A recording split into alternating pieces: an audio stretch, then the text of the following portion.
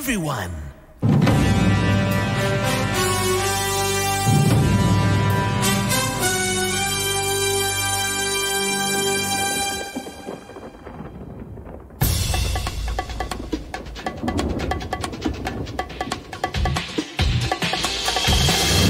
(2020년 3월 17일) 화요일입니다. 안녕하십니까. 저는 비대위원장 주진우입니다. 코로나19에 대응하고 경제에 활력을 불어넣자, 이런 의도로 긴급 편성한 코로나 추경. 오늘 오후 드디어 여야가 합의안을 마련했습니다. 문재인 대통령은 추경은 끝이 아니라 시작이다, 이렇게 말했는데요. 코로나 추경의 규모와 내용, 정창수 나라살림연구소 소장과 함께 짚어보겠습니다. 민병두 더불어민주당 의원, 서울 동대문구 을에서 컷오프된 다음에 무소속 출마를 선언했습니다. 서초갑에서 컷오프됐던 이해운 미래통합당 의원은 동대문 을 경선에서 승리하면서 공천장을 따냈습니다. 공천 배제된 의원들이 같은 지역구에서 맞붙게 됐는데요. 선거는 1분 뒤에 어떤 일이 벌어질지 모른다고 하죠. 두 의원 모셔서 총선 전략 들어보겠습니다. 더불어민주당이 시민을 위하여와 비례대표용 선거연합정당을 꾸리기로 가닥을 잡았습니다. 2부 정치의 속내에서 민주당의 비례 전략, 이에 따른 각 당의 속내를 살펴보겠습니다. 라이브는 계속되어야 한다. 여기는 라이브 비대위입니다.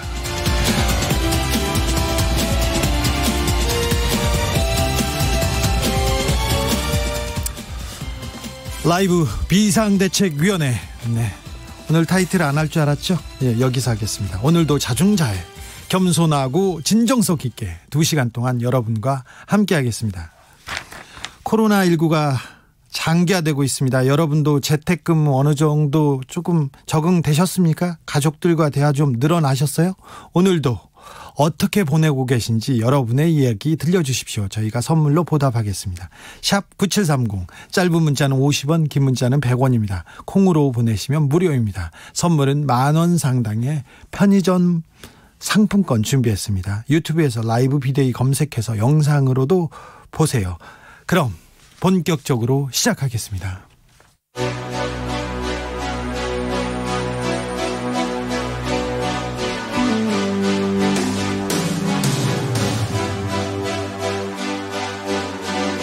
라이브는 계속되어야 한다. 살아남아야 한다.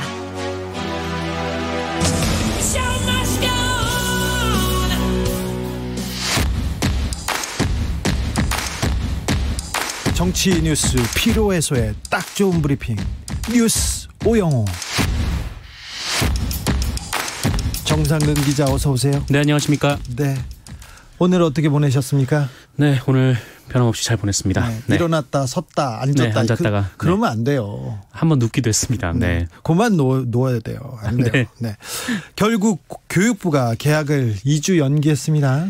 네, 이 코로나19 여파로 전국 유치원 그리고 초중고등학교의 개학이 2주일 더 연기가 됐습니다. 네.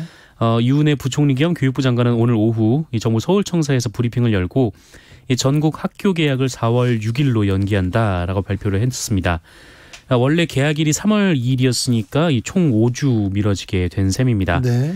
다만 교육부는 이 대학 수학능력 시험 등 올해 대학 입시 일정을 전반적으로 수년할지 이에 대해서는 결론을 내리지 않았습니다.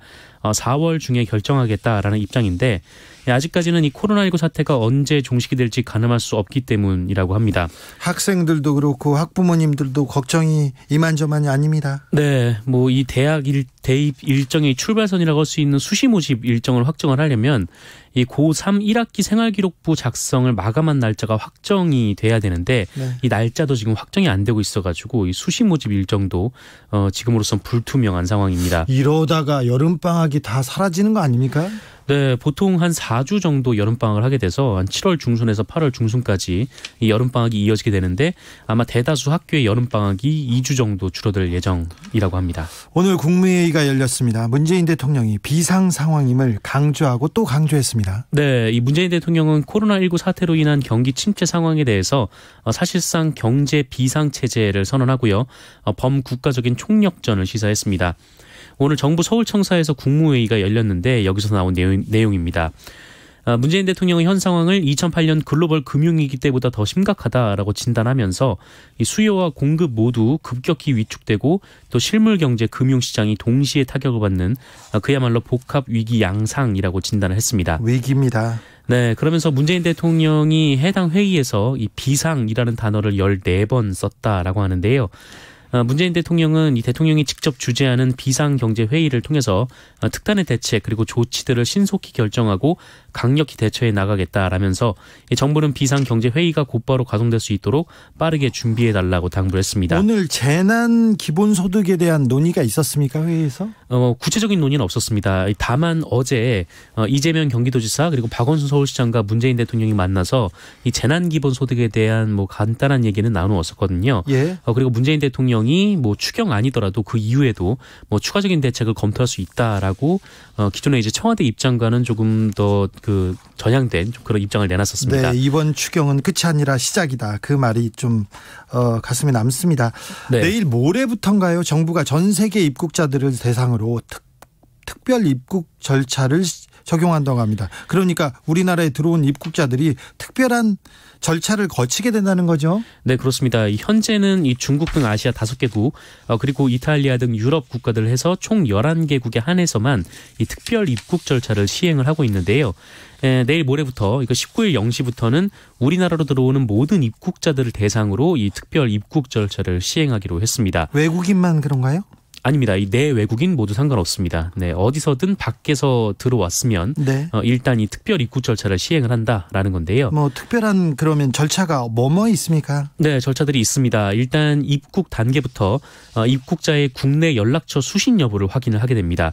그러니까 뭐 단순히 전화번호를 적어서 내는 게 아니라 실제로 전화를 걸어보고 이 사람이 받을 수 있는지 확인을 해보겠다라는 것이죠. 네. 그리고 입국 후에도 24일간 이 건강 상태를 모니터링하고요. 그리고 국내로 들어올 때는 출국 장소에서부터 이 사전 안내를 받고 한국으로 오는 기내에서 검역 신고서를 받아서 작성을 해야 됩니다. 그리고 만약에 현장에서 이 연락처가 수신이 확인되지 않을 경우에는 법무부로 인계가 된다라고 합니다. 그리고 이 모바일 자가진단 앱을 의무적으로 설치를 해야 되고요. 입국 후에 14일간 매일 자가진단 결과를 제출해야 됩니다. 성남 은혜강교회에서 집단 감염이 논란이 되고 있습니다. 그래서 그런지 경기도가 선수를 치고 나왔습니다. 100여 곳의 교회에 대해서 집회를 제한하기로 했다고요? 네, 그렇습니다. 경기도가 방역 지침을 어긴 교회 137곳에 대해서 오늘부터 밀접 집회 제한 명령을 발동을 했습니다. 교회 예배에 대해서 행정명령이 발동된 것은 사상 처음인데요. 네. 완전 금지는 아니고 제한을 두겠다라는 겁니다. 역사상 처음인 것 같은데. 네, 그렇습니다. 전 교회는 아니고 일부 교회에서 뭐 네. 제한명령이라고 일부 교회에 대한 제한명령이네요. 네, 그렇습니다. 이재명 경기도지사가 지난 11일에 도내 기독교 대표들과 긴급 간담회를 갖고 5대 방역 지침을 지키는 조건으로 예배를 일부 허용한 바가 있습니다. 그래서 경기도 내 몇천 개의 교회가 있는데 네. 그중에 한 절반 정도는 이미 온라인 예배로 전환을 한 상태고 이 나머지 교회들은 이 5대 방역 지침을 지키는 조건으로 예배가 이제 될 수 있었던 건데 네. 그런데 15일에 그러니까 지난 주말에 경기도가 불시에 이를 점검을 했습니다. 네. 그리고 이 5대 조건을 지키지 않은 교회를 137곳을 적발을 했고 이들을 대상으로 제한 명령을 발동을 한 겁니다. 경기도는 이번 밀접 집회 제한 명령은 종교의 자유 침해가 아니라 감염병으로부터 이 도민의 생명과 안전을 보호하기 위한 불가피한 조치다라면서 이 코로나19 위기 극복을 위한 종교계의 양해와 협조를 당부드린다라고 요청을 했습니다. 이 제한 명령에 따라서 이 해당 교회에서는 발열, 기침, 인후염 등 이 증상 유무를 체크해야 되고요. 마스크 착용을 확인해야 되고요. 또 손 소독제를 비치해야 되고 이격거리, 그러니까 2m를 거리를 유지를 해야 됩니다. 그리고 이를 위반하면요? 이를 위반하면은 이 300만 원 이하의 벌금이 부과가 됩니다. 또 경기도가 그 교회에 또 내놓은 제한 명령 같은 다른 제한이 있습니까? 네, 만약 이 종교 집회로 인해서 확진자가 발생을 할 경우 이 구상권을 청구하는 방안도 검토하기로 했습니다. 네, 세긴 세군요. 여야가 추경안에 합의했다는 소식이 전해졌습니다. 드디어 합의했군요. 네, 그렇습니다. 빠르면 오늘 본회의가 열려서 통과가 될 것으로 예상이 되고 있는데요. 국회 예산결산특별위원회 3당 간사는 오늘 이 코로나19 확산 대응 추경안 규모를 원안인 11조 7천억 원 수준으로 유지하기로 했습니다. 다만 이 추경안에 있는 뭐 다른 사업의 예산을 좀 감액하는 방식으로 이 대구 경북 지원에 지원 예산을 1조 원가량 증액을 하기로 했습니다. 네. 이들은 이날 오후 이 간사 간 협의체 회의를 마친 후에 브리핑을 통해서 이 추경안 중 이 세입 경정 일부 그리고 코로나19와 직접적인 관련성이 떨어지는 사업에서 일부를 삭감해서 이 3조 원이 넘는 재원을 마련을 했고 또 이 중에 1조 원을 TK 지역에 추가 지원하기로 했다라고 밝혔습니다. 네. 추경안에 대한 자세한 내용은 이어지는 쏙 인터뷰에서 정창수 나라살림연구소 소장과 함께 나눠보도록 하겠습니다. 문희상 국회의장의 아들 문석균 씨가 무소속 출마를 선언했습니다. 네, 오늘 4.15 총선에서 경기 의정부갑 무소속 출마를 공식 선언했습니다. 오후에 의정부 시청에서 기자회견을 했는데 문석규 씨는 이 당당하고 떳떳하게 21대 총선 출마를 선언한다라면서 의정부 시민의 품속에서 자란 그 진정한 의정부 사람 문석균으로 총선에 나서려고 한다라고 밝혔습니다.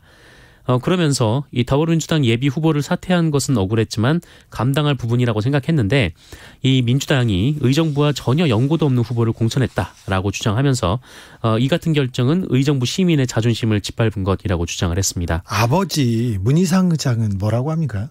아직 뭐 없던 이전도 밝히지 않았습니다. 그렇죠. 네. 의정부 갑이 그렇게 쉬운 지역은 아니잖아요. 네, 그렇습니다. 쉬운 지역은 아닌데 네. 다만 문희상 의장이 이 지역에서 6선을 성공을 한 바가 있습니다. 네. 네. 그 야당 쪽에도 센 후보가 있죠? 그렇습니다. 지금 미래통합당의 강세창 후보가 나와 있는데, 여기에 이 4선의 친박신당 홍문종 의원도 이 지역 출마를 검토 중인 것으로 알려지고 있습니다. 네. 혼전에 빠질 가능성이 큽니다. 홍준표 전 자유한국당 대표도 오늘 출마 선언을 했습니다. 네, 오늘 대구 수성못 이상화 12 앞에서 기자회견을 열고 25년간 몸담았던 정당을 떠나서 대구 수성구를 지역구에 출마한다. 라고 말을 했습니다. 네. 그러면서 대구에서 총선에서 승리한 후에 바로 복당하겠다. 네, 이렇게 말을 하기도 했습니다. 네. 홍준표 전 대표는 이 공간위가 저지른 이 협잡 공천의 불공정 그리고 불의를 바로잡아달라고 황교안 대표에게 요청을 했지만 황교안 대표가 거부했다라면서 이제 홍준표의 길을 가는 지금부터는 오직 홍준표의 시간이다라고 강조를 했습니다. 준비하셨구만 홍 대표님. 네. 그런데 아니 고향 창녕도 아니고 양산도 아니고 왜 대구랍니까? 대구에서 이 초등학교 그리고 중학교 고등학교를 다녔다라는 이유였는데요. 그러니까 창녕은 낳아준 고향이고 이 대구는 키워준 고향이다라는 것이 홍준표 전 대표의 말입니다. 빼앗긴 지역구에도 봄은 올지 지켜보시오. 네. 네. 홍준표 대표 생각대로 이렇게 될지 모르겠습니다. 대구 의료봉사 후에 자가격리 중인 안철수 대표가 뭐라고 한마디 하셨네요? 네, 오늘 유튜브 방송을 통해서 코로나19 등 현안에 대해서 입장을 밝혔습니다. 안철수 전 대표는 떠나올 때 보니까 뭐 식당도 하나둘 문을 열고 또 교통도 어느 정도 회복됐다라면서 환자 수가 줄어든 것은 전적으로 대구 시민들의 높은 시민의식 때문이다라고 이 시민들을 지켜 세웠습니다. 네. 그러면서 봉사활동 중에 힘들었던 경험을 얘기를 했는데요. 뭐 방호복을 입으면 뭐 땀이 폭포수처럼 쏟아지고 또 매우 덥고 또 2시간이 지나면 이 마스크 때문에 이제 코가 떨어져 나갈 것 같고 뭐 이런 소외를 얘기를 했습니다. 네. 그러면서 의료 시스템뿐 아니라 이 마스크 제조 능력, 외교 안보 역량, 경제 관리 능력 등 국가 전반의 역량이 검증되는 상황이다라고 현 상황을 진단을 한 뒤에 네. 이에 따라 각국 정부의 실력이 드러날 수밖에 없다라고 말을 했습니다. 그런데 그러면서 이 전 세계에서 모범이 되는 국가는 대만이다. 네, 이런 말을 덧붙이기도 했습니다. 대만이요? 대만, 네, 그렇습니다. 네, 좀 특이한 구석이 있으세요? 네. 안철수 대표가. 네. 대만이 나올 줄 몰랐습니다. 네네. 네. 윤석열 검찰총장 장모 관련된 의혹이 계속해서 언론에서 제기되고 있습니다. 검찰도 수사에 나섰다고요? 네, MBC가 지난 9일과 16일 윤석열 검찰총장의 장모 최모 씨가 은행 예금 잔고 증명서를 위조해서 자금을 마련했고 또 이 돈으로 땅을 매입한 후에 팔아서 큰 차익을 남겼다, 이런 의혹을 제기를 한 바가 있습니다. 또한 이 최모 씨가 검찰 수사망을 빠져나간 것이 석연치 않다라면서 이 가짜 잔고 증명서가 2013년 발행됐기 때문에 이 사문서 위조의 공소시효가 임박했다라는 취지로 또 보도를 했습니다. 그런데 이 사건은 사실 지난해 9월에 이 장모 최모 씨 측근과 분쟁 중인 이 노모 씨라는 사람이 이 법무부 검찰개혁위원회에 진정서를 내면서 접수된 내용이긴 합니다. 이에 대해서 의정부 지검이 최근 수사에 착수를 했다라고 밝혔는데, 이에 윤석열 총장이 서울중앙지검장이던 2008년 10월 이 국정감사에서도 이게 한때 문제가 된 적이 있었거든요. 근데 당시 이제 윤석열 지검장은 해당 검찰청에 물어봐야지 좀 너무하신 거 아니냐, 이렇게 반박을 한 바가 있습니다. 네. 예전 사건인데 검찰에서 수사를 지금은 이제 시작했습니다. 굴러가고 있습니다. 네, 착수를 했다라고 하고, 일단 의정부지검은 이 가짜 잔고 증명서에 속아서 돈을 투자했다, 이렇게 주장을 하고 있는 피해자들에 대한 조사를 진행하는 한편, 장모 최모 씨의 소환도 그 시기를 조율 중인 것으로 알려졌습니다. 이에 대해 검찰 측 관계자가 언론에 윤석열 검찰총장이 자신의 장모 관련 의혹을 수사 중인 의정부지검에 관련 내용을 보고하지 말라는 지시를 내렸다라고 밝혔습니다. 과연 윤석열 검찰총장이 장모 의혹 수사를 어떻게, 아마 뭐 수사하라고 시켰을 거예요. 네네. 네, 수사해서 어떤 결과가 나오는지 지켜보시죠. 네. 2837님, 오늘 다시 개학이 연기되었네요. 고3 아들은 수능 시간에 맞춰 공부 계획을 짜고 하는 중입니다만 중2 쌍둥이는 12시 넘어서야 일어났네요. 더 미뤄지지 않기를 바랍니다. 네, 뭐 늦게 자고 늦게 일어날 수도 있습니다. 그리고 고3 아들이 수능 계획대로 공부 안 할 수도 있어요. 그러니까 중2 중학생 아이들 이렇게 걱정만 하지 말고, 아이들도 걱정도 해요. 누워서도 걱정하고 누워서 공부할 수도 있습니다. 그러니까 네, 어머님 아버님 너무 걱정하지 마세요. 네, 잘 커갈 겁니다. K77837229님입니다. 집에서 게임만 하는 아이들을 보고 있자니 우리나라 프로게이머들이 육성되고 있다는 희망이 보이네요. 속은 좀 터지시죠? 그래도 건강이 우선이겠죠. 그럼요, 건강이 우선입니다. 아니, 굴러다니면서 건강하게 게임하고 그런 게 낫죠. 아픈 것보다 낫다, 이렇게 생각하시고 그냥 뭐 웃어 넘기시고요. 네, 고기 사주세요. 6938님, 마스크 쓰고 다니면서도 다음 마스크를 위해 약국 주변 기웃거리며 인터넷으로 현황 확인하는데 좀 마음이 아프네요. 꽃놀이도 못 간 채 목련이 지려고 합니다. 마스크 써서 봄 내음도 못 느낍니다. 그래도 봄 내음 느끼셔야 됩니다. 목련은 보셔야죠. 목련은 보셔야 됩니다. 꽃놀이도 보셔야 됩니다. 3501님, 참을 인자를 그리며 삽니다. 저는 학교 비정규직인데요. 딸아이는 고3인데 둘 다 학교에 못 가고 있습니다. 딸은 밤낮이 바뀌어 살고 있어서 한 집에 있어도 얼굴을 보기가 쉽지 않아요. 오늘은 점심을 함께 먹으면서 2시간 수다 떨고 졸리다고 들어가서 자고 있네요. 참을 인자를 새깁니다. 어머님 안 보이는 시간에 공부 열심히 하고 있습니다. 확실합니다. 걱정 마세요. 걱정 마세요. 박경리님, 초1 입학을 못하고 있어요. 초등학교 1학년인데 입학을 못하고 있어. 우리 경린이 어떻게 하니. 네. 그런데 다 4월에 개학되면 아주 특별한 그 날이 올 수도 있어요. 박경린 씨가 어머니일 수도 있는데 제가 경린이라고. 네, 죄송합니다. 어머님이시겠죠? 네, 아무튼 초등학교 1학년 4월에 멋진 이 멋진 학교가 기다리고 있으니 조금만 기다려주세요. 네, 교통정보센터로 갈게요. 김한나 씨. 네, 이 시각 교통정보입니다. 돌발 상황들이 많아서 주의하셔야겠는데요. 서울 외곽고속도로 구리에서 판교 쪽으로 성남 부근 1차로에서 승용차 관련 사고를 처리하고 있습니다. 뒤로 1km 정체되고 있고요. 경부고속도로 부산 쪽은 기흥휴게소 부근 2, 3차로에서 사고가 발생해서 수원 신갈 나들목부터 기흥 나들목까지 4km 정체되고 있습니다. 이전에는 한남에서 서초 구간에서 더딘 흐름 보입니다.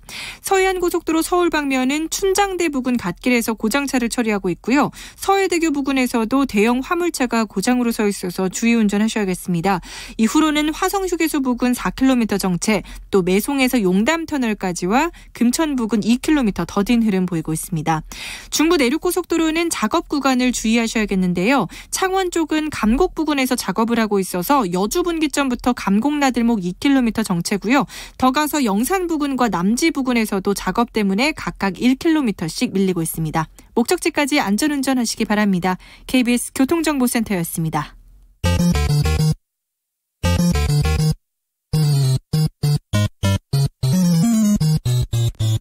KBS 1라디오 라이브 비상대책위원회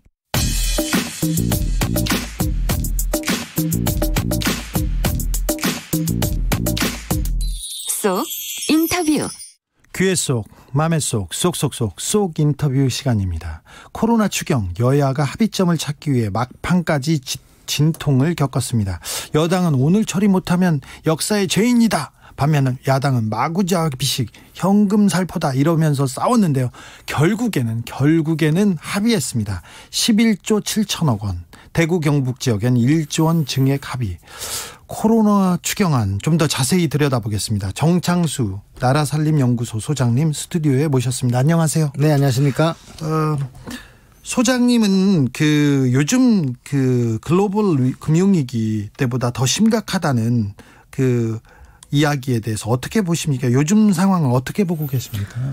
심각하죠. 왜냐하면 지금 어저께 미국의 금리가 0.0%까지 내렸습니다. 우리도 내렸고요. 우리는 0.75니까 0%로 떨어진 거고요. 네. 건국 이후 사상 최초랍니다. 네. 그리고 국고채도 0%로 떨어졌기 때문에 지금 저는 이게 공황 상태라고 봅니다. 예. 근데 금융위기 때는 그때는 이명박 정부가 진짜 빚을 많이 들리면서 많이 돈을 썼어요. 그래서 사람 느낌이 없거든요. 네. 그래서 마치 운영을 잘해서 그런 것처럼 되어 있었지만 사실은 그때보다 더 지금 심각한 상태인데 돈은 아직 못 쓰고 있는 상태이기 네. 때문에 이번에 추경이 굉장히 중요하다고 할 수 있습니다. 세계적인 위기가 맞죠. 증시가 세계 증시가 거의 폭락하고 있고요. 돈을 전 세계적으로 풀었지만 푼 돈이 효과를 못 미치고 있습니다. 우리한테도 이 파장이 올 것 같은데요. 네, 지금 저는 이 코로나 때문에 더 빨리 오게 된 거지 네. 올 것이 왔다고 생각을 하고요. 아, 그래요? 예. 이미 이제 10년 주기설이 이제 지금 올해 되는 해이기도 하고 예. 대체적으로 이제 다른 나라들도 부동산이나 이런 문제들이 다시 또 내려앉으면서 지금 굉장히 위기가 지금 좀 증대되고 있고요. 0% 국고채는 0% 금리라는 건 대단한 거죠. 예. 그리고 뿐만 아니라 지금 국채 같은 경우에는 유럽에는 마이너스 국채까지 등장을 하고 있습니다. 네. 나라 살림도 중요한데 네. 저는 국민들 살림 걱정이에요. 특별히 서민 경제는 너무 걱정이 됩니다.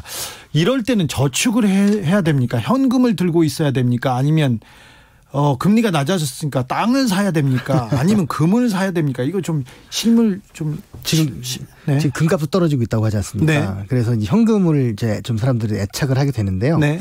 근데 이게 제가 볼 때는 현금에 애착을 갖는 건 당연한데 제 땅값이나 이런 부분들도 지금 같이 오르는 것 같지는 않아요. 그래서 땅값 지금 아파트값도 떨어지고 있잖아요. 네. 그래서 제가 볼 때는 이건 개인적으로 해결하기에는 너무 힘든 것이고 결국은 이 공공이 같이 해결해야 되는 거기 때문에 아니 공공의 해결은 다 좋은데요. 그러니까 자 우리 청취자들은 이럴 때는 가계 경제를 어떻게 운용해야 된다. 이거 팁 하나만 주십시오. 일단은 제가 볼 때는 소비 자체가 안 되고 있기 때문에 네. 일단은 좀 필요한 저축은 좀 하고 있을 필요는 있습니다. 저축을 좀 하고 있어라. 네. 그리고 대신 소비가 이제 줄잖아요. 네. 그래서 지금 요 시기를 좀 버티는 좀 노력은 좀 필요하지 않을까 싶습니다. 일단 저축을 하면서 좀 버텨야 된다. 땅 같은 경우에도 지금은 물론 돈 많은 분들은 이 시기에 땅을 더 사시려고 하겠지만 네. 제가 볼 때는 지금 우리나라 구조가 지금 끝까지 왔다고 보기 때문에 네. 나중에 또 손해를 볼 것 같습니다. 네. 땅도 사지 말아라. 네네. 사분사분하다. 이분은 저희 청취자님이십니다. 네. 올해는 아무것도 안 하는 게 투자다라는 말이 공감되는 그런 하루입니다. 이런 얘기 하셨는데 이분 현명하신 거죠? 네. 강병환님 보통 방송에 나오는 얘기 반대로 하면 잘 되더라 이런 얘기도 하세요. 요새 경제신문이나 보수신문에서 삼성전자나 그 하이닉스 사라 이런 얘기 많았거든요. 네네. 근데 폭락하고 있잖아요. 예. 그렇죠. 그거 맞습니다. 그러니까 방송에 나온 거에 반대가 아니라 네. 상황을 왜곡하는 언론에 대해서는 반대로 하는 게 좋다. 이렇게 생각하겠습니다. 알겠습니다. 추경안 얘기로 돌아가겠습니다. 이번 추경 예산 그 추경 규모 그다음 내용 어떻게 보십니까? 네, 지금 방향과 시기는 옳다고 볼 수 있는데요. 네. 다만 조금 더 적극적이었으면 하는 그런 아쉬움이 좀 있습니다. 적극적이라면 그러니까 좀 더 많이, 네. 좀 더 공세적으로. 네. 근데 지금 대통령께서도 이번에 이제 2차 추경 얘기를 하는 걸로 봐서 네. 지금 1차 추경은 예년에 메르스 정도의 수준이었다면 네. 2차 추경은 좀 대규모적으로 해야 될 것 같습니다. 네. 사실 대기업이나 그 대기업에는 돈이 좀 많이 있고 여력이 있습니다. 그런데 소상공인, 그 중소기업 그리고 일반 가게는 조금 어려운 게 현실이지 않습니까? 네. 이 민생을 위한 그 추경안도 좀 많이 포함되어 있습니까? 네, 뭐 소상공인에 대한 경제적 지원이나 그리고 특히 방역 체계 보강이 이번에 좀 중요할 것 같고요. 예. 그 다음에 이제 그 고용 안정 이제 요즘 실업이 많이 늘기 때문에 네. 이게 좀 되고 있기 때문에 그런 내용은 충분히 들어 있습니다. 다만 제가 볼 때는 이왕이면 기업들한테 주는 것보다는 개인한테 직접 주는 걸 늘리는 게 좀 더 바람직하다고 하는 게 요즘 전문가들 의견입니다. 네. 지난 2015년 메르스 사태 때 그때도 추경이 있었습니다. 그때는 11조 6천억이었으니 이번과 거의 규모가 비슷하네요. 네. 메르스 추경과 이번 추경의 조금 차이점에 대해서 조금 짚어주십시오. 이번 추경 아직 안 했으니까. 네. 근데 결과적으로 메르스 추경 완전한 실패입니다. 왜 그러냐면 메르스 추경 때 11조를 썼잖아요. 네. 그런데 원래 예산이 편성된 게 375조였어요. 원래. 예, 원래. 그래서 11조를 더 쓰면 얼마가 됩니까? 386조가 되잖아요. 6조가 되잖아요. 네. 그런데 실제로 쓴 건 원래 편성한 것보다 적은 372조였어요. 아, 추경을 그러면 한다고 해놓고 돈을 안 썼네요? 예, 원래보다. 안 풀었네요? 예, 그렇죠. 집행을 못한 거죠. 네. 그러니까 아마도 그때 굉장히 지지율이 떨어졌잖아요. 네. 그 이유가 제가 볼 때는 그 메르스 대처를 못한 것도 있지만 네. 돈을 풀었다고 해도 느낌이 없었던 그 시민들의 그런 생각도 좀 작용한 게 아닌가 싶습니다. 그럼 추경을 이렇게 편성하면 돈을 팍 풀어야 되는군요. 예. 그러니까 실제로 이 돈 규모도 중요하지만 집행을 위한 노력이 굉장히 필요하고 그래서 좀 공무원들이 좀 열심히 하셔야 될 것 같습니다. 네. 더불어민주당 이해찬 대표가 코로나 추경을 넘어 코로나 뉴딜이 필요하다 그러면서 재경부를 굉장히 압박했어요. 추경을 빨리 해라. 적극적으로 공세적으로 돈을 써라 이렇게 얘기했는데 홍남기 경제부총리는 약간 조금 미온적인 반응이었잖아요. 예. 무슨 일이 있었어요 그때? 그때만 있는 게 아니고요. 네. 지금 사실은 네. 이번 정부 들어 계속 있는 문제인데 네. 기획재정부가 네. 기획을 하지 않습니다. 그래요? 그러니까 재정부만 하고 있는 거죠. 그래서 관리만 하는 거예요. 네. 실제로 우리나라가 지금까지 역사를 보면 네. 예산을 담당하는 부서가 떨어져 있어서 기획을 담당할 땐 잘 돼요. 네. 경제기획원 시절이나 네. 기획예산처 참여정부 때 네. 그때는 막 예산 구조도 바꾸고 그러는데 네. 지금은 재정부에 예. 그 부서처럼 돼 있어가지고 안 쓰려고 하는 거예요. 이런 위기 상황에서 돈을 안 쓰려고 합니까? 예. 그러니까 저는 그래서 그 신앙인들이라고 좀 부르고 있는데 무슨 신앙이요? 그 재정 건전성 신앙인들. 네. 왜냐면 필요할 때 써야 되잖아요. 네. 덮어놓고 아끼다가 나중에 거지가 돼버립니다. 네. 진짜로. 그래서 지금 상태는 이상하게 우리나라가 세계에서 가장 재정이 건전한 나라인데도 네. 적기적소에 지금 돈을 안 쓰려고. 그러니까 좋게 보면 아끼려고 하는 거지만 나쁘게 보면 아무런 걸 안 하려고 하는 그런. 지금 위기인데요. 네. 어떤 수단과 방법을 가리지 않고 이 위기에서 빨리 돌파하고 극복해내야 되는데 네. 그러면 홍남기 경제부총리가 조금 미온적이고 좀 잘 적극적으로 안 하려고 한다 이렇게 보시는 거죠, 소장님? 매우 미온적이죠. 매우 미온적입니까? 네. 아, 그렇군요. 소장님께서는 재난 기본소득 도입에 대해서는 어떤 입장이신지요? 이게 사실은 일시적으로 주는 거는 수당이에요. 이제 네. 계속 주는 게 기본소득인데 이제 용어가 좀 그렇게 돼 있는데요. 네. 저는 지금 아까 말씀드린 현금을 지급하는 게 필요하기 때문에 재난 기본소득 같은 그 제도를 도입을 하긴 해야 됩니다. 네. 다만 이제 그 문제는 뭐냐면 저희 연구소 오늘도 보고서를 냈는데 네. 약간 좀 효율적으로 김경수 지사는 세금으로 거두면 된다. 네. 고소득자들한테 다 주고. 네. 근데 저희는 아예 공제 제도를 바꾸면 가능합니다. 어떻게 해요? 그러니까 지금 그 세액공제, 소득공제를 1인당 50만 원씩 해주고 있거든요. 네. 그런데 그럼 예를 들면 150만 원씩 해주고 있는데 네. 그럼 4인 가족이면 막 250만 원씩 해주는 거예요. 예. 근데 그거를 만약에 모두 공제 안 해줘버려요. 네. 그리고 대신 50만 원씩 줍니다. 네. 그러면 26조가 들어가거든요. 대신 환수되는 건 8조 정도 환수가 돼요. 네. 고소득자들한테. 그렇게 되면 복잡하게 안 하고 재난 기본소득으로 사람들한테 굉장히 경제적인 어떤 지원을 해주는 효과가 나죠. 우리 돈을 뺏어갔다 다시 주는 그런 생각이 갑자기 드는데 사실 있는 사람들한테 조금 더 걷어서 예. 대기업이나 큰 재벌들은 돈 많이 벌었지 않습니까? 예. 거기에 대해서 조금 더 세금을 더 걷어서 일반인들 그리고 어려운 사람들한테 나눠주는 이 좀 형평성을 맞추는 이런 그런 것도 같이 해야죠, 물론. 네. 근데 제가 아까 기업에 지원하는 것도 사람에 지원한다고 했잖아요. 네. 그 이유가 뭐냐면 기업에 지원했더니 네. 1,000조가 넘는 적립금을 갖고 있는 거잖아요. 그렇죠. 지금껏 기업한테 계속 지원하고 세제 혜택 줬는데 이게 서민들까지 안 오지 않습니까? 네. 근데 전혀 낙수되지 않는 거죠. 네, 이 낙수 효과의 허구성을 좀 깨트려 가지고 이 돈이 좀 돌게 해야 되는데 네. 지금 그러면 위기 상황이니까 좀 뾰족한 수가 없을까요? 그래서 일단은 대증 효과로 저는 유일한 방책이라고 생각하지는 않지만 기본소득 제도도 해야 되고요. 네. 아까 얘기한 세금 감면도 줄이고 네. 그리고 아까 기업이 쓸 수밖에 없게끔 네. 감면 줄이고 세금을 부과하면 당연히 쓸 수밖에 없겠죠. 대기업에 돈이 많이 쌓여 있습니다. 사내 유보금이 많이 쌓여 있는데 이걸 좀 효과적으로 활용하자. 네. 이런 의견은 자유시장 경제 질서에 좀 반합니까? 아니죠. 우리가 소득의 재분배, 네. 재정의 경제의 재분배라는 건 어느 나라를 하는 거기 때문에 네. 그렇게 이제 표현할 수는 없다고 생각을 하고요. 네. 극단적인 분들 주장대로 한다면 세금을 걷지 말아야겠죠. 그래요? 현 시점에서 무엇보다 우선돼야 될 정부의 정책 뭐가 있을까요? 저는 아까 일단은 전례 없는 상황이기 때문에 네. 전례 없는 정책도 펴볼 필요가 있다. 예. 그런 의미에서 기본소득도 좀 해봐야 되고요. 그리고 이제 이 기회에 고소득자들이 사실은 경제에 뭔가 효과가 있을까 봐 굉장히 감면을 많이 주고 있거든요. 네. 대기업 고소득자. 네. 이 부분에 감면만 줄여도 재정적으로 우리나라가 원래 건전하기 때문에. 네. 참고로 우리나라가 빚을 진 거보다 빌려준 빚이 2배 가깝습니다. 그래요? 그러니까 건전한 나라죠. 네. 이렇게 나라가 위기에 오면 경제 위기가 오면 서민들만 어렵습니다. 네. 돈 있는 사람들은 이게 기회라고 땅 사고 투자하고 막 그렇습니다. 이번 위기가 또 부의 불평등에 또 단초가 되지 않을까 봐 그게 걱정입니다. 네.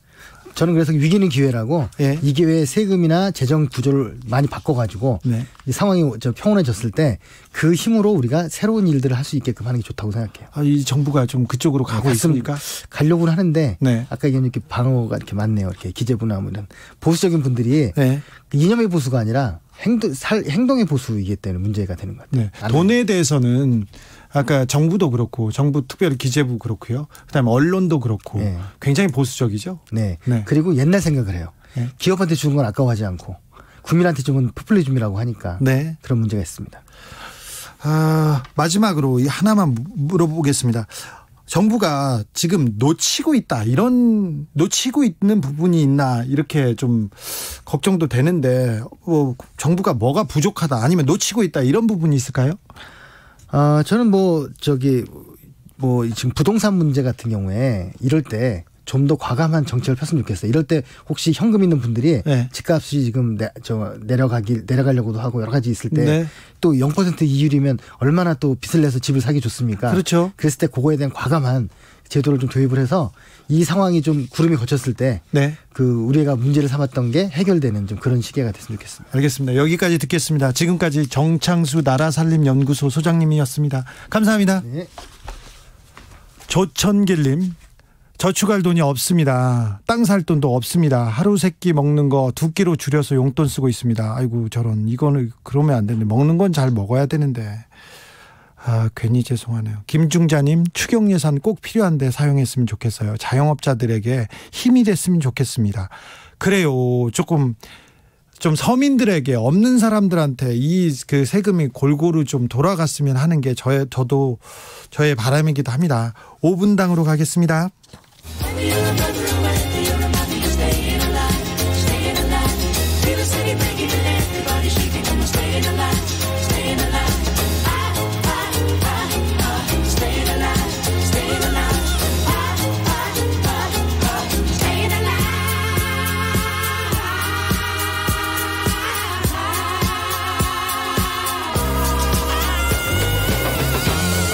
KBS 1라디오 라이브 비상대책위원회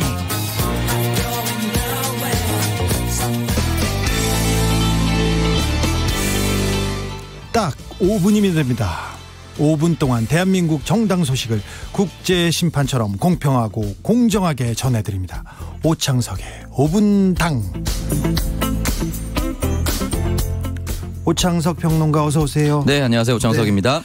미래통합당과 미래한국당, 이 미래는 들어가는데 통합당과 한국당 이 사이가 심상치 않습니다. 네, 맞습니다. 미래한국당에서 비례 명단을 발표했습니다. 네. 역대 최악의 비례 명단이다. 이런 이야기가 벌써부터 보수 측에서도 돌고 있습니다. 너무 놀라는 반응이에요, 다. 예, 사실 보통 비례대표 정당이 1번이면 네. 그 시대를 대변하거든요. 네. 근데 지금 비례대표 1번으로 낙점된 네. 전 동아일보 기자인 조수진 기자 같은 경우는 네.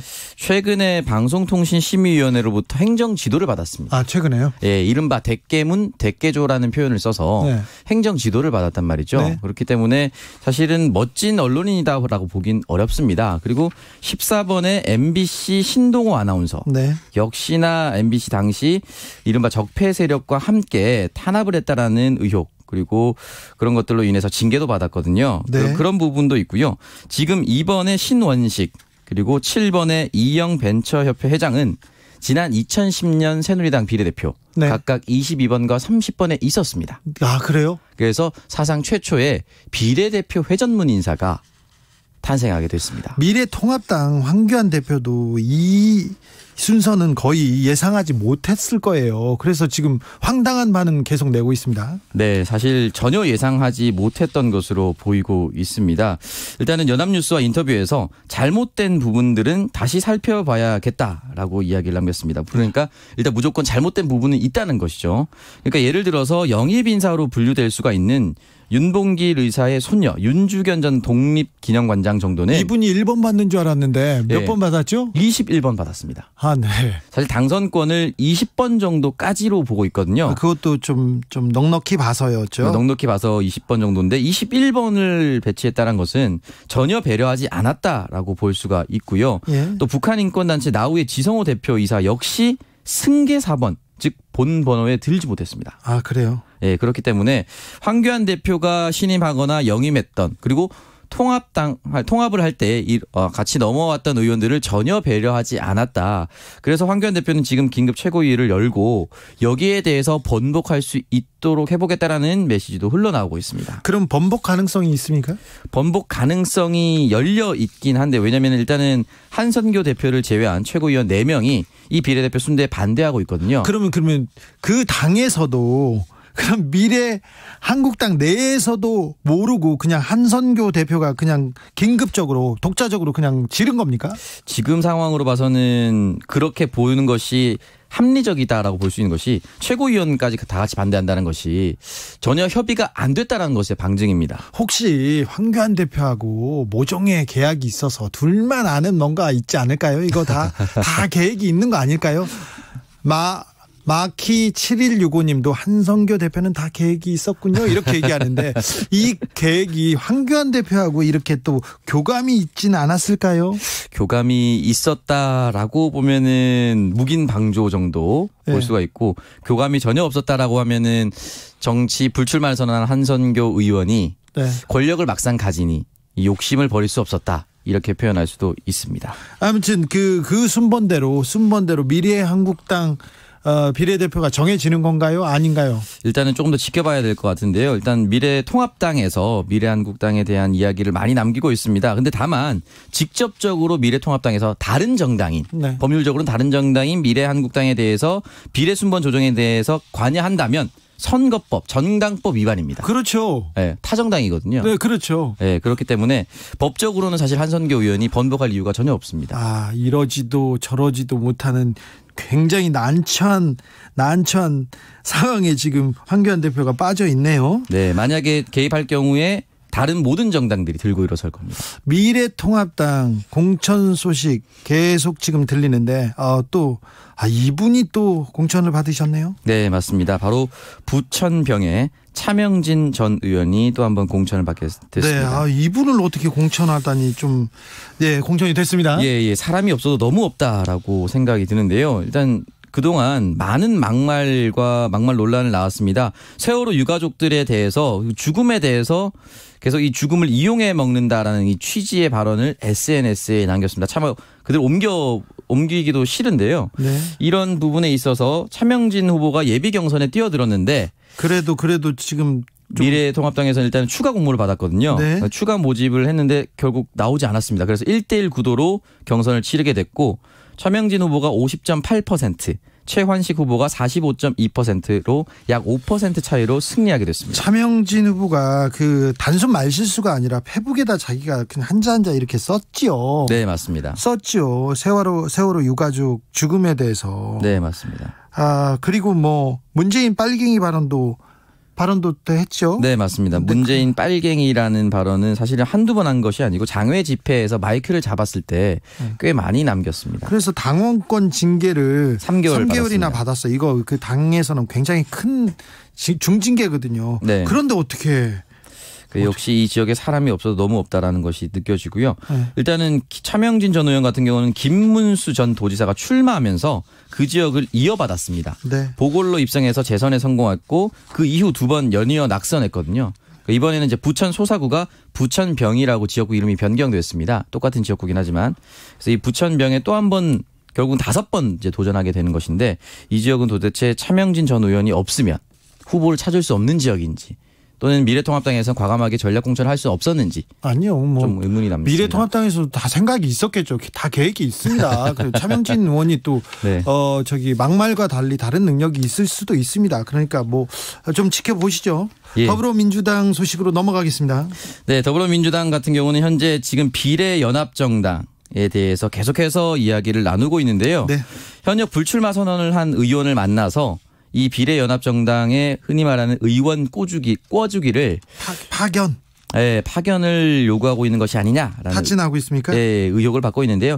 이해찬 대표가 오늘 불출마 선언한 심기준, 이규희, 이훈 의원 등을 만나서 오찬을 함께 했다라고 이야기를 합니다. 민생당으로 가겠습니다. 민생당 요새 어떻게 보내고 있어요?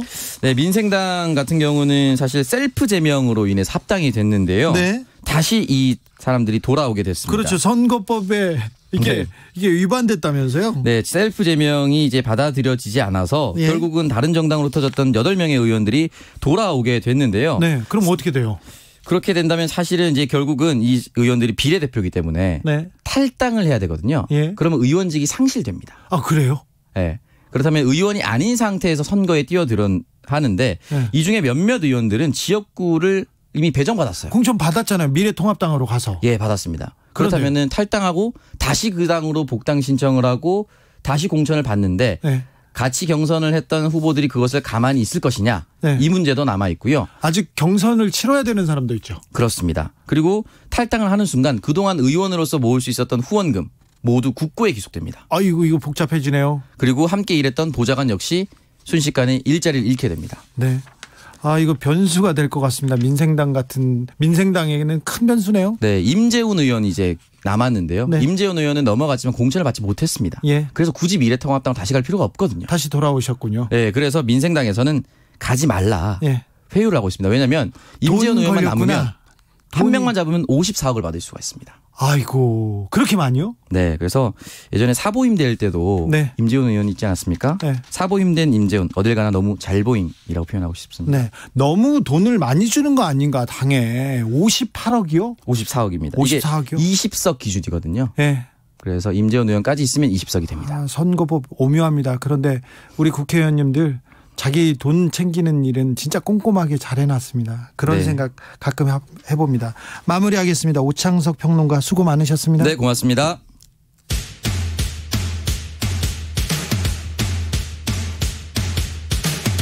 바쁜 현대인들을 위한 오늘의 고농축 인터뷰 3분 순삭 순식간에 지나갑니다.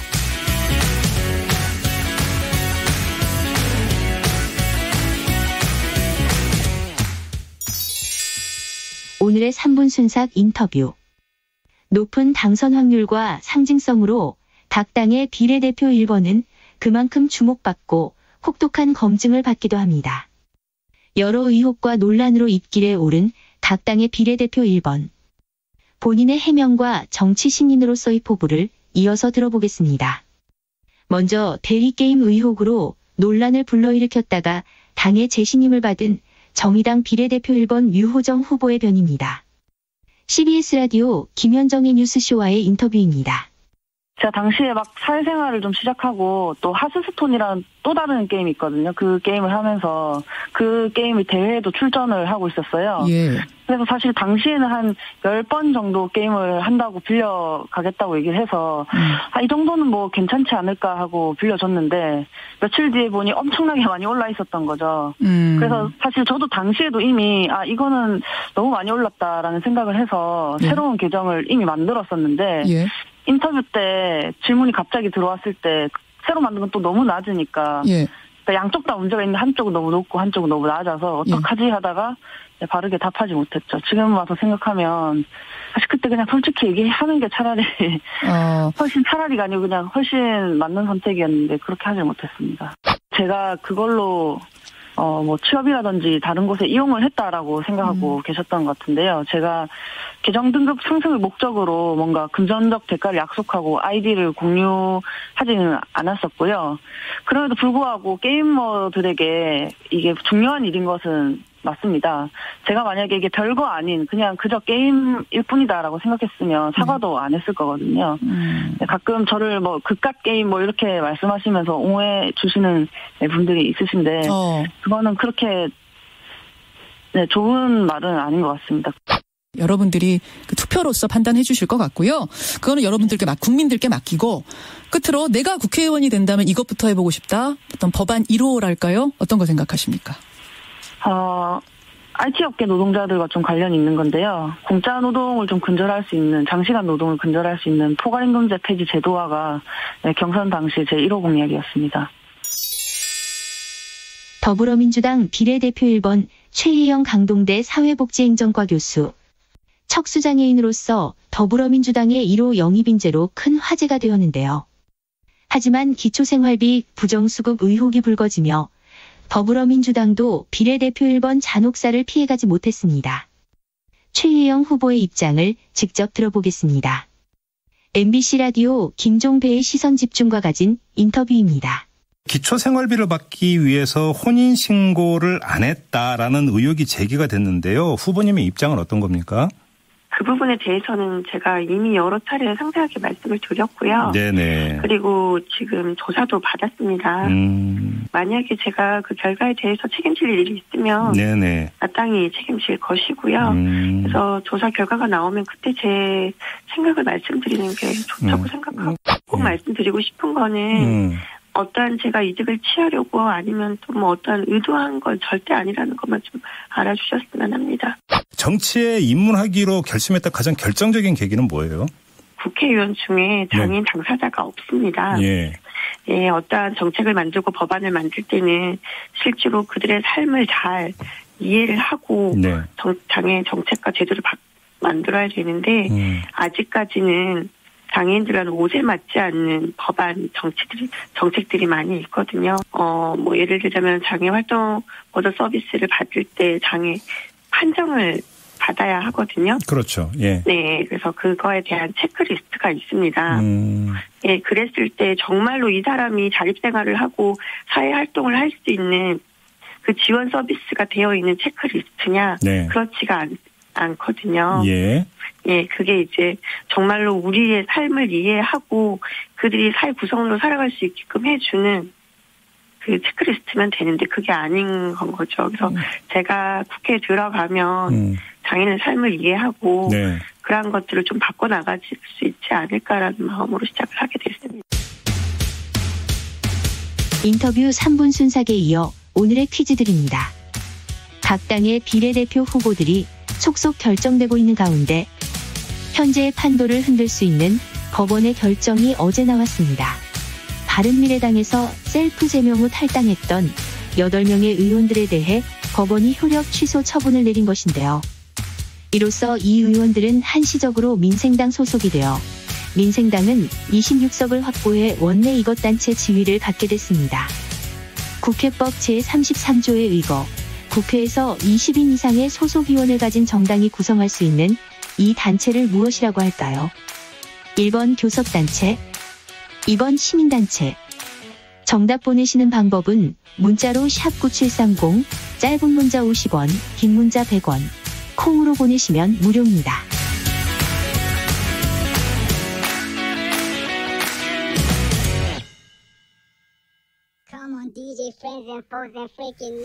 인터뷰 3분 순삭에 이어서 브라운 아이드 걸스의 Hold the Line 들으면서 라이브 비데이 1부 마무리하겠습니다. 7278님, 종로 한옥마을에서 장사하다가 폐업하고 물건 정리해서 길거리로 나와서 팔고 있어요. 그런데 여기도 사람이 없어 시원찮네요. 정상적인 활동은, 경제활동은 해야 우리 사회가 그렇게 제자리로 돌아갈 텐데, 네, 걱정입니다. 힘내십시오. 2부 동대문 을에서 격돌한 두 분과 함께 돌아오겠습니다. 저는 6시에 다시 찾아뵙겠습니다.